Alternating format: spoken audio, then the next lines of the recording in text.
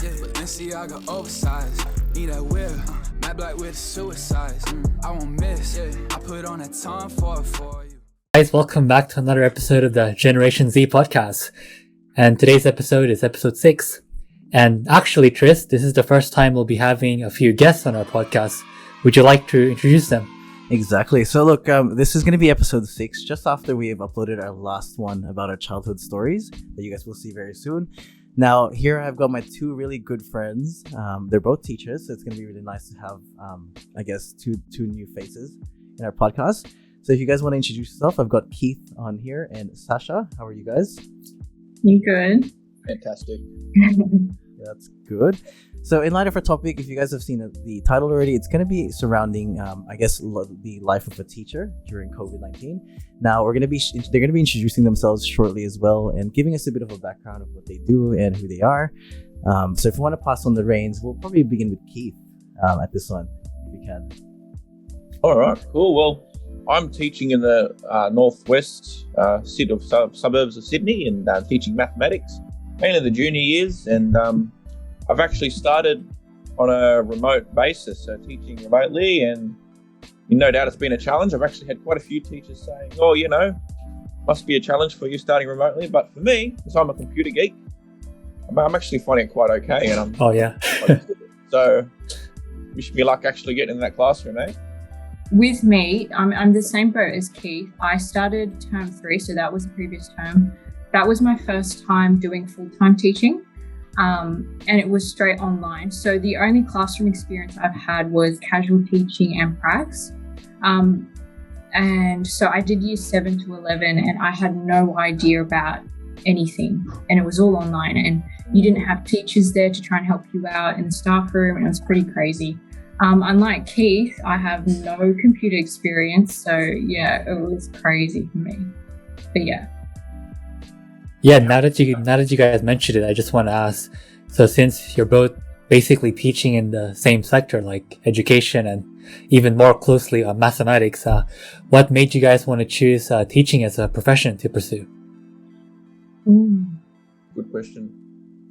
Keith got a big story on that. Well, my idea of wanting to become a teacher actually started in year 5 with my primary school teacher. And he'd get me helping kids solve addition and subtraction questions, and I really enjoyed it. And then ever since then, I've been looking up to teachers and thinking, how do they do that? I've been, as a student, I was trying to figure out what they're doing to control a class and all these things, and that's kind of inspired me to want to be like them. And obviously, I've had my challenges throughout my 4 years of uni. Do I actually want to do this? And then here comes third year, and I'm actually in a classroom, and I'm looking at where I've come, and I'm I've done 3 years of uni, and kids are crazy, but I love them, they're good, and maths is my joy, and I like teaching it. So, yeah. Cool. Thanks for sharing. What about you, Sasha? Do you have any cool stories to sort of share with your journey there? Well, mine's different to Keith. I didn't really grow up thinking I wanted to be a teacher. I mainly grew up thinking I wanted to do nursing, and then teaching kind of came as an option when because my dad's a nurse. He's like, nursing's not for you, because he struggled in nursing, with the working at night and the crazy shifts. He's like, I don't think you would want to do something like this. So I decided to go through teaching and have a go at it, because I had some experience with my sister, tutoring her in that, kind of like teaching. So, and then once I started getting into the classroom, I was like, okay, I actually enjoy being around kids. I would hate to be stuck in an office with adults and stuff, but kids have so much energy. They're so great to be around. And yeah, I think through that, I started to like teaching. Yeah, cool, not bad, because it's true, right? Sometimes you have to experience what you want to do. People can tell you, maybe this is for you or this isn't for you, but at the end of the day, it's up to us to actually have a crack at it and to see if it suits us or not. Yeah, so with that being said, it's interesting. Do you guys have any stories related to the whole COVID situation? Has this affected, your pursuit of teaching, or like the way you interact in the classroom? Like I know you both of you alluded to this earlier, but do you have like an in-depth perspective of how teaching has been changed by COVID? Considering I actually enjoy using technology, I reckon Sash would be the best person to ask this question to. I just had I've had a crazy experience with it. It's like, I think it's an experience I think even Keith was not expecting. You know, you were kind of like thrown in the deep end, and at uni they teach you how to be present in the classroom as a teacher. They teach you all these like activities you do hands-on. They don't teach you how to teach online. And as a beginning teacher, you're going in not really knowing what you're really doing. You're doing Zoom calls, but how are you trying to make it engaging for the kids, you know? How are you trying to teach them maths? It's so hard online. You don't have the whiteboard. Trying to get them engaged is like crazy impossible because they have so many distractions at home. But yeah, for me, I would say it was very tough because it made me think like if teaching is a really full-on job, if we have to go through something like that. And I feel like sometimes we're not very supported well during teaching, if that makes sense. Keith, is that the same for you? Do you feel like you're supported? Because I just feel like I'm alone and I'm just trying to figure it out along the way, you know? Depends on the school. See, I'm in a school where they actually focus on teamwork and there's a lot of communication between teachers. So at school, obviously, there'd be a lot more communication, a lot more working together. But online, for me, I've felt very supported because I've actually been in industries where there's just absolutely no support. Kristen would know all about that. Me and Keith had the same first job, so we know how that's like. Working in fast food, but that's another topic for another day, most likely, probably. That's good. But I guess one question that I did have for both of you guys is, Sasha did allude to the fact that engagement is quite hard to sort of gauge with her students and whatnot. So, what are some things you guys have done online, to keep your students engaged and to make sure that distractions are sort of not present during your classes? Is there anything that you guys sort of have learned? I actually have something to raise here. Nice. So I was actually, as beginning teachers, I feel like we have more willpower to actually try get these students engaged. We're bringing new things to the classroom as beginning teachers. Yes. You know what I mean? And we're also young, so we also have that technology base. One thing I used to, I actually started seeing kids drop off. Week 2, week 1, they were kind of, on the Zoom, and they weren't playing Fortnite, But then eventually, they got worse and worse, and I had to actually think of strategies, to get them engaged. And one of them was just, I called it digital stamps. So whenever I'd get a work submission that would show a decent effort, I'd award a few stamps, which would then result in like rewards. And the rewards the school offers are things like canteen vouchers and even like vouchers for the shops and things like that. Wow. So I thought, maybe use that as a bit of motivation. Wow, that's the first I've heard of that. Oh, cool. I mean, that's nice. If you can send us some examples, maybe we can include it in the actual video and I can sort of share, if you don't mind. I'm guessing this is something you've created yourself, assumingly, right? Yeah, with a bit of help from Miss Bundu over here. Oh, nice. Nice. Good job, guys. The designing part. Nice. Yeah, me and Justin look forward to seeing that, actually. So if you could send us some copies later on, I'd love to include that. And who knows, maybe some new young teacher out there would sort of get that idea and see, look, maybe I can try this in my own classes, right? I actually tried making a spreadsheet to see if it actually worked. I'd say it did, but the margins weren't as high as what it would have been probably in class. It would have probably resulted in a better outcome if the kids were physically there. So online is still hard, nonetheless. Yeah. Well, cool. What about you, Sasha? Do you have anything cool teaching hack you've got there as well, same as Keith? Yeah, I've mainly used a lot of online games because I try to make math fun. Yeah, it's instead of just like textbook questions every lesson. Some of the websites I use, there's a website called Jep Nerdy. It's like Jeopardy, but not. It's like it's like, but it's got kids there and it's got like different characters you can be. It's pretty interactive that way. Some of the kids liked it. Nice. I try not to use Kahoot too much. I know a lot of teachers use that, but yeah, it can get All of the old school ones, I think. Yeah.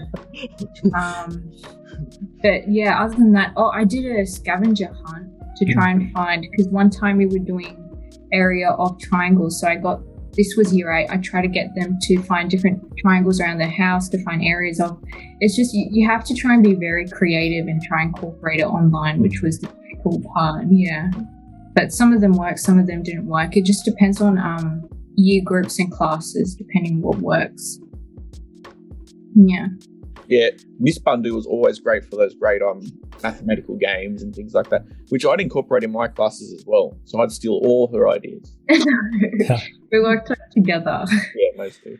How is it? How do you guys feel about getting called your surnames though? Like, does that ever get old? Like, when your students, join the class and they say, "Good morning, Mr. Arg," or "Good morning, Miss Bundu." Does that ever get old to you guys, or does it feel strange? Because I know it would for me. So.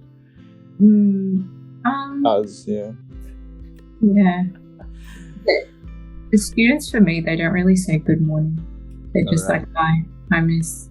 Like, it's pretty interesting, right? Because we were just talking about like calling you by your surname, your last name. If you remember, like in primary school when we were younger, usually when a teacher walks in, all the students in the floor, like, they would sing in unison, "Good morning, Miss something something," and "Good afternoon, Mr. something."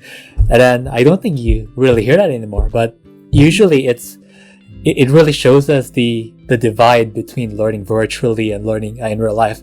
Because I know virtually you can't really establish relationships with your students, right? Because you're teaching I presume, like a few classes a day, different year groups. But then to know that student one-on-one, it's a bit hard, like in a virtual setting. So have you had students like approach you like maybe after hours or just sent you like a personal email, like asking like, "How are you?" or if they need any more guidance or like assignments or basically anything like that, like that needs your attention? For me, I had one kid in year 11. She sent me like a long email about like how she's worried about her marks. She's not doing as well as she would be during class. And it was good. I think she was the only kid out of all the year groups I taught. And it felt good to have like that connection outside of the classroom. Like, "Oh, this is real, like," and it's not just like, "Oh, miss, can I have more homework?" or stuff like that. I think that's what you were asking. Yeah. And she was just, so I talked to her the same way, and I was like, it's very hard learning online, as long as you get through it, you can get through anything. And it felt really good trying to connect with her on that level. But yeah, I wish maybe some of the kids, they don't want to email, they're too scared to email. Yeah, that's right. Especially because they don't really know me that well, because I just started out with them. So it would be a lot harder for them. But yeah, I don't know about. Okay. Yeah, student-teacher relationships online are very difficult, especially. Yeah, like I haven't even seen these kids myself. I think Sasha's seen hers, but I haven't even had the chance to see them. So, wow. Yeah, it's different. The student rapport there's creating that's very different for sure. And to mention, like online, it's a lot harder to try and understand the kids' emotions and what they're going through. Especially when a lot of them just choose to have their cameras and mics off and just not be there. It's hard to try and get them to engage through that. Yeah. But just imagine yourselves in high school. It wouldn't be easy to just focus the whole time. Like in class alone, it's hard to focus. But imagine being at home. Honestly, like I'm sure me and Justin, we can't sort of relate with the whole classroom experience now, but the whole like idea that we have Zoom meetings every day, believe me, like sometimes when it becomes a drag, you could say, right, I would just walk away and come back when it's almost going to end. I hope no one from my work sees this because, they probably would. So I sort of just threw myself under the bus. But no, we do agree though. I might edit this out. I just keep it in for the views, I might keep it in, who knows? But no, it's true though. Like it's really hard to stay focused, no matter how much sleep you've had, if you've had like, 2 or 3 coffees already before your meeting, it's really hard to sort of just stare at a screen for an hour, you know. So I get that. Another thing that I wrote to myself to bring up again was Sasha earlier mentioned about the age being close. Now, do you guys see that as a challenge or is that a win in terms of the experience for your students? Because given that you guys are teaching, you've mentioned already the sort of the high school years, most of them will probably be around the 5-year mark from where you guys are in terms of age, right? Certainly a challenge. A challenge. So do you think it's it's sort of like a respect sort of thing, or maybe they don't sort of see you guys as teachers and just as friends? How do you guys tackle that sort of challenge? Well, myself, I work that as an advantage. I play on that as a way to get the students engaged, kind of thing. I can relate to them, and showing that I can relate, hopefully can help build a student-teacher rapport as well as, get that engagement. But being online, I don't think they've realised how young I actually am, which is good. And maybe once they see me, it might be very different. But I have yet to know that challenge. You put the Zoom filters where you can have a beard, make it look older. And I've actually intentionally grown facial hair. Well, cool. What about you, Sash? Oh, Miss Bundu. Miss Bundu.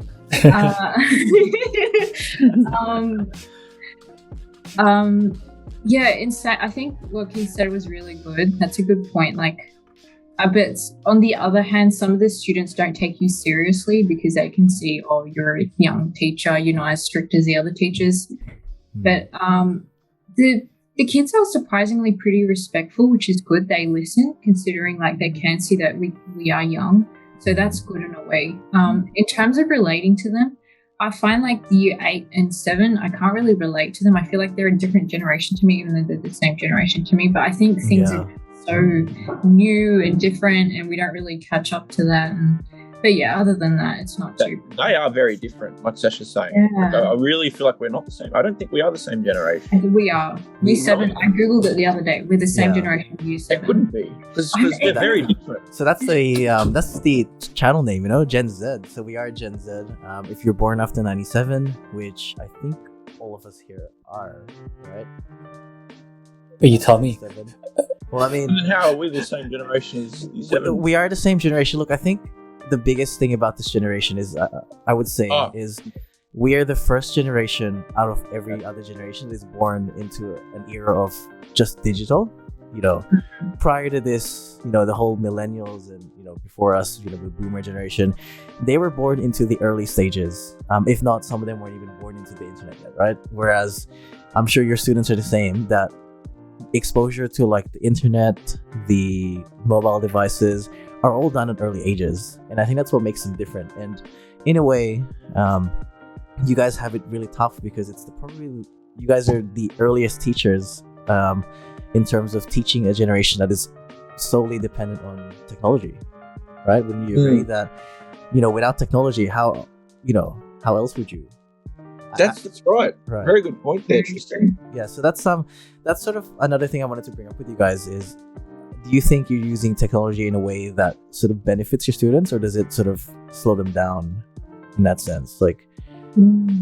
You'd want the technology to benefit them, but you will find at times that this technology is not good at the same time as being an advantage.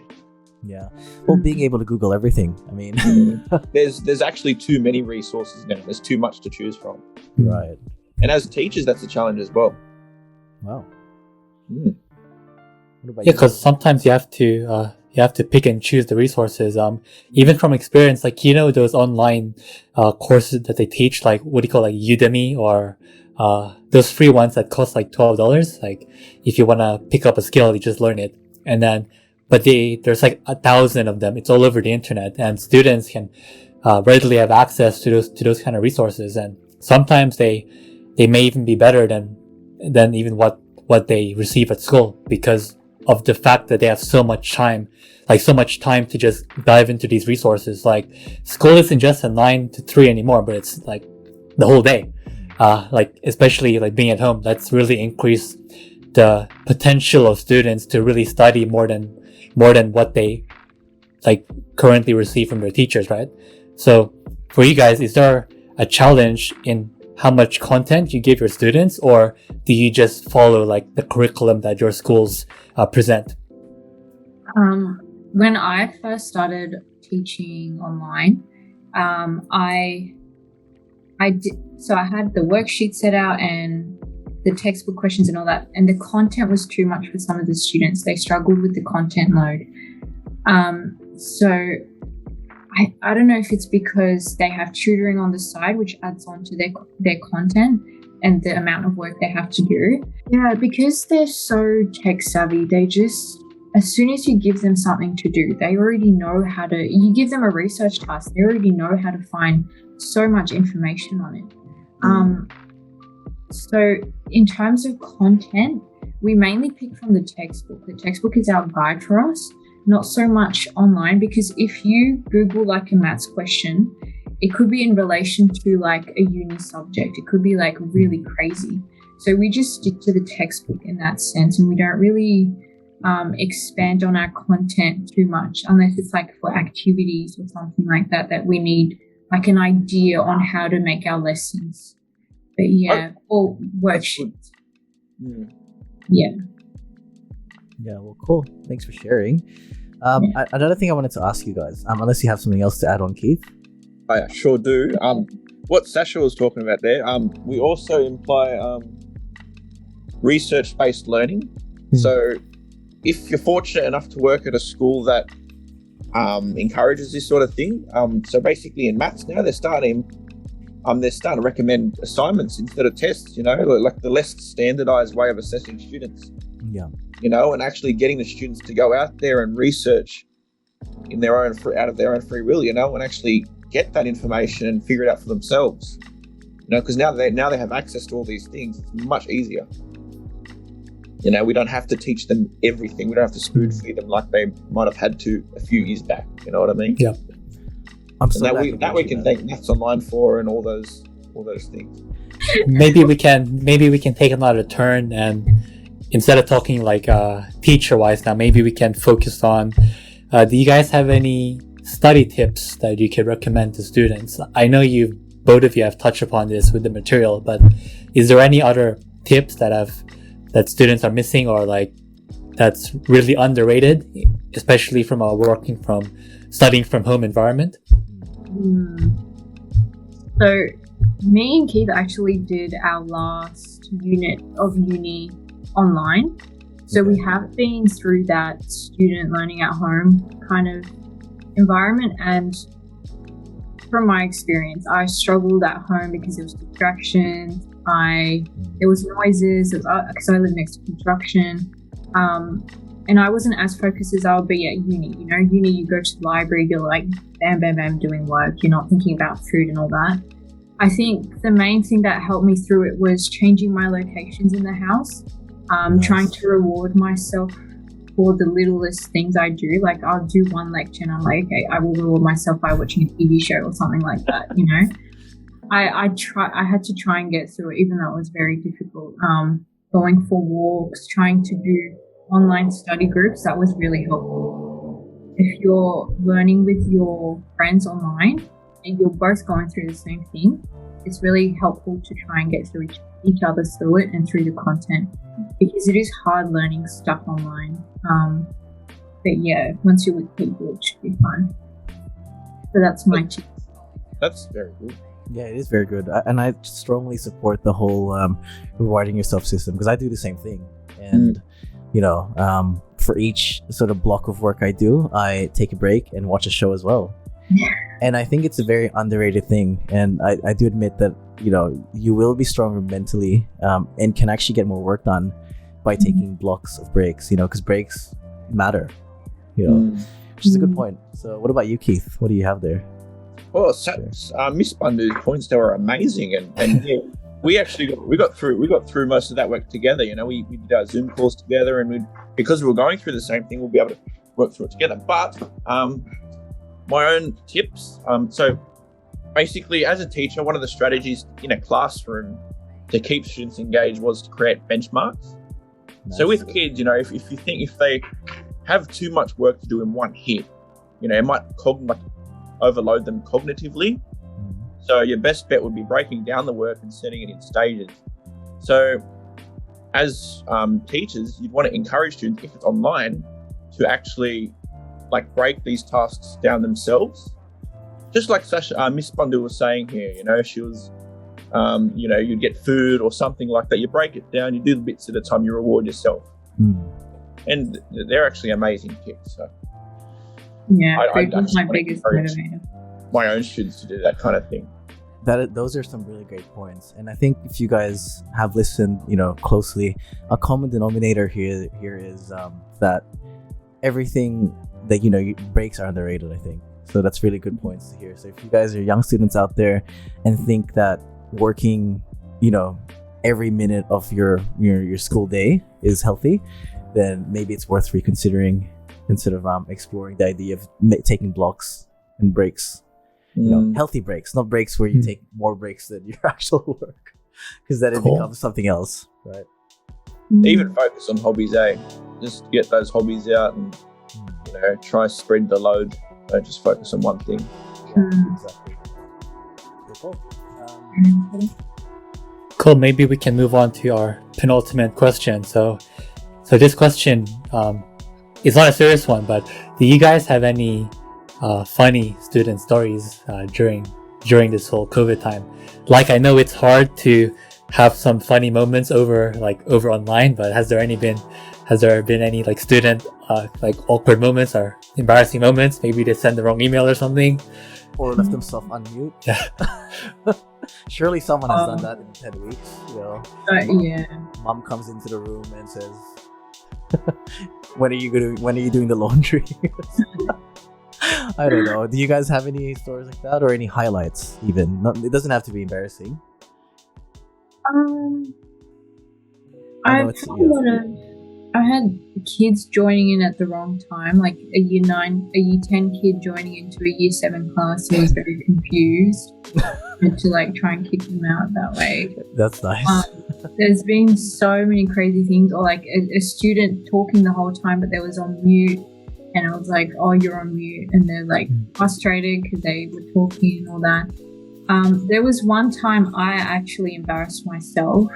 What happened was, because my internet glitches out a lot, and I know it cuts off because it freezes while I'm trying to teach, and because I'm trying to get my content across, I get really frustrated if I have to start again or repeat it. And I did this crazy thing. I went oh my God, this internet and all this.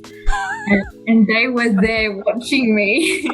And I was like, oh, because I'm trying to be as professional as I can be. I don't want to break down in front of these kids, right? And they just gave me this funny look, and I was like, okay, everyone have a great day, just do the work. I left. But yeah, such a funny, sometimes I wish I would be part of a class like that, because I would never forget that, I think. Hopefully, I'm guessing you've turned into a meme for these kids now. They probably mentioned this. I hope not. Oh Hopefully my not. God. I don't think I'll be able to look at them straight again. At least they'll consider you as fun, Miss Bandu. Yeah, what's that thing we learned at uni session when you actually remember a bit of content more when you actually remember that lesson? Do you remember what that's called? Reinforced learning or something like that. Yeah, I think if it's different, then kids learn it more because they remember it as being a weird lesson or something. Yeah, I can remember the Pythagoras theorem from the teacher having a weird sneeze. Wow. Yeah. I could just remember that exact lesson. Yeah, I remember biology because I had a teacher who was really weird, and he would always do this weird Mr. Burns thing. Excellent. In the middle of the class. Yeah, it was so strange, but it was fun. Yeah. Cool. Nice.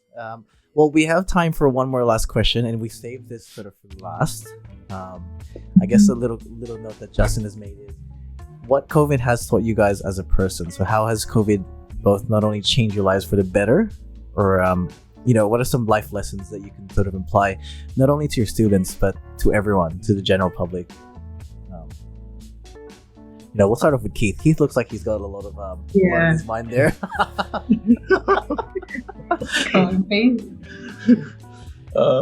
You're looking away from the screen, Tristan. I don't know if you're looking at me or not. No, I am sorry. A little explanation, guys. My camera is on this side, and my screen is on this side. So, all right.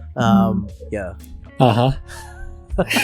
Anyways, I love how you changed the subject. So let's go back to that question Okay. again. So look, think about something that how has COVID sort of not only maybe, I guess for me and Justin, it made us sort of appreciate the little moments. Given that, I don't know, obviously you guys probably already know that me myself, I enjoy the outdoors a lot, and that has been taken away from me.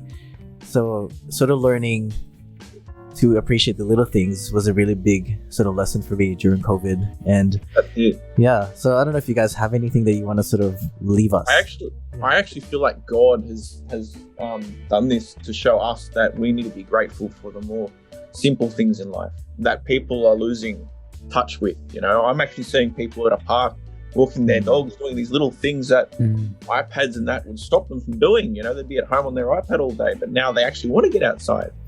Yeah, and you sort of forget that and take that for granted. Imagine 2 years ago, before this whole virus came around, that walking your dog, right? This is a good point from Yuki. So walking your dog would be something that is probably considered a chore, right? Now you consider it as, oh my god, I need to walk my dog just to get outside. It's sort of like a necessity now. Like you need to do it, right? And that's a good point, I think, to sort of leave around. We need to be more thankful. That's basically, in the end, it might be just a lesson for all humankind. Cool. That's a good one. What about you, Sasha? I want to say, even though COVID has been a really hard time for everyone, I think the important part to remember is that because we've gone through such a tough time and we've come out pretty strong, we should be happy about that. In terms of, when I was teaching online, I look at these kids and I'm like, you guys are going through such a tough time, but yet you're still turning up to class, you're still doing exams. And it taught me also how strong I am that I can get through something like this, because most days I was struggling at home, with personal things. I was struggling. I'm like, I don't know how I'm going to get through this, but I pushed through, and I was surprised by what I can do in such a tough time. Yeah, that's what I think is important. Yeah, cool, because now that you mentioned it, it's true, right? The students, they still turn up for exams, they still turn up, to do their assignments, their tests. It's definitely not an easy time for everyone, but yes, you got to be thankful for everything and just keep pushing, because eventually we'll be okay. So yeah. I mean, if we got through COVID, we can get through anything at this point. Yeah. Apocalypse. And how Speaking cool of would it be? tests, Yeah. and Yes. the last topic we had were the funny stories. Could I bring up a weird thing that's happened in one of my Zooms? Go for it. Yeah. All right, cool. Bring it up. I know this is random, That's but I okay. actually assessing has been very different for us mathematicians, especially remotely. And there was actually one kid that, he was excited to finish his exam about 40 minutes early. It was an online test done through Jacaranda. Nice. And then he decided to do a bit of a dance on a Zoom. And it was a TikTok dance. Oh no! Please tell me he did he do it intentionally or? I believe he did. Okay. So Zoom has this thing where it allows a teacher or the host to make someone a spotlight. So I decided to make him the spotlight for the Zoom. And then he quickly stopped and he just left. Which was the right thing to do as a teacher, because he actually was disturbing the students actually doing the test, and he was actually required to leave, but he didn't. So he's Nice. actually just been removed. Did you kick him out? Well, Did you yeah, that assert was your my way power? of by making him the Nice. spotlight. And then he hasn't done it again in any of other Zoom I've had with him. No more TikTok He's dances. like the best kid after that. Make sure he knows who's boss, all right? When you come into class and see him. Hopefully in a few weeks, right? Given that we're nearing our magic 70 to 80% mark, hopefully. Hopefully everything will be going back to normal again. That's it. Yeah. Well, cool. Thanks for sharing. Now, do you have any closing remarks there, Justin, you want to add on? Closing remarks. Not much. Well, thanks, Keith. Thanks, Sasha, for joining today's podcast episode. It was great to see your insight, especially in the education sector, and the struggles you face with teaching, and also your students, their struggles as well. So we really appreciated it, and yeah, thank you for coming along, and maybe we'll see everyone in the next podcast soon. So until then, guys, we'll see you later. Bye. Bye, everyone. Yeah. Thank you. guys. Thanks for having us. Thank you. Thank you.